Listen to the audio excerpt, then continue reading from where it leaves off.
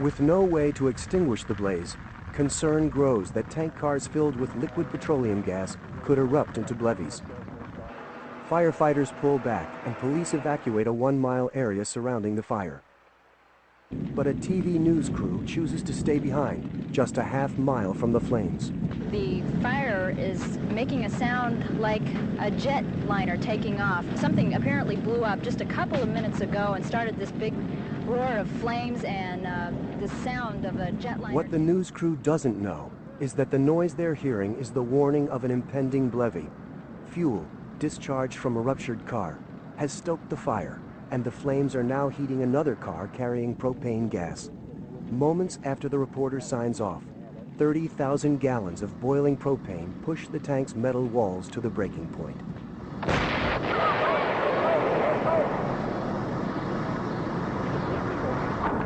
Okay, get the tape on. Leave it up, for Christ's sake.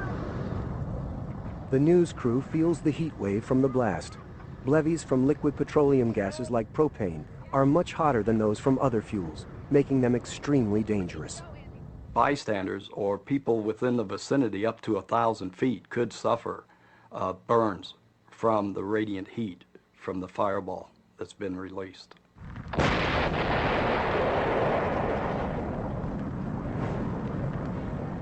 Liquid petroleum gas levees also have tremendous force, which can turn exploding tanks into airborne missiles. The 6-ton tank car in this blast rockets nearly 3/4 of a mile into a field.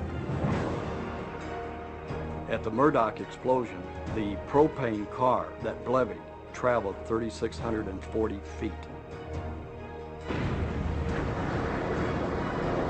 We need to go, Andy. Let's get in the car and go. Shocked by the power of the blast, the news crew retreats 2.5 miles from the derailment.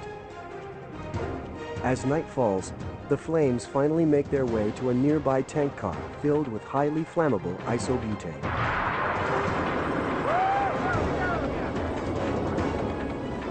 This latest levee creates a blinding whiteout as 50,000 gallons of fuel is ignited. Fortunately, just 4 minutes before the blast, George Wineland manages to escape the scene. May 4th, 1988, 15 miles outside of Henderson, the Pacific Engineering and Production Company, or PEPCOM, burns out of control. My God! The product PEPCOM manufactures, ammonium perchlorate, a crucial ingredient in rocket fuel. Television engineer Dennis Todd videotapes the blaze from nearby Black Mountain. The crew and I were on the mountain doing routine maintenance on a television tower. Looking at it, the brilliance of the fire was something like I'd never seen before. Rodney McCarroll also watches the growing inferno from a neighboring building.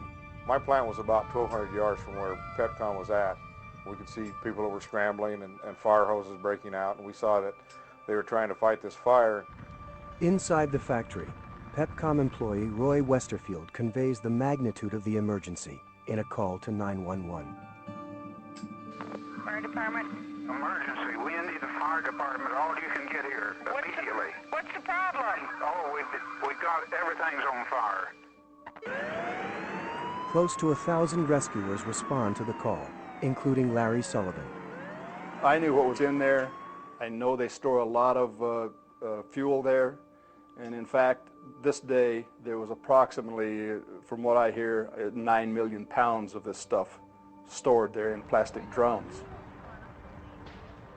Before Sullivan and the other firefighters can make their way to PEPCOM, the chemicals, exposed to intense heat, finally reach the point of combustion. Oh! Ooh, that's going to be loud. The magnitude of that sound when it reached us was still extremely large for something that had traveled over a mile. Oh, God. You can't tell me people got out of that. Oh, no. There's got to be hundreds. But the destruction has just begun. Minutes later, 2 smaller explosions rip through the desert. Oh, there's another one. Well, they had all that fuel stored out there. And then another one. You could see people actually literally running through the desert, trying to just get away from Pepcon. 4 minutes after the initial blast, the fourth and largest explosion erupts from the factory.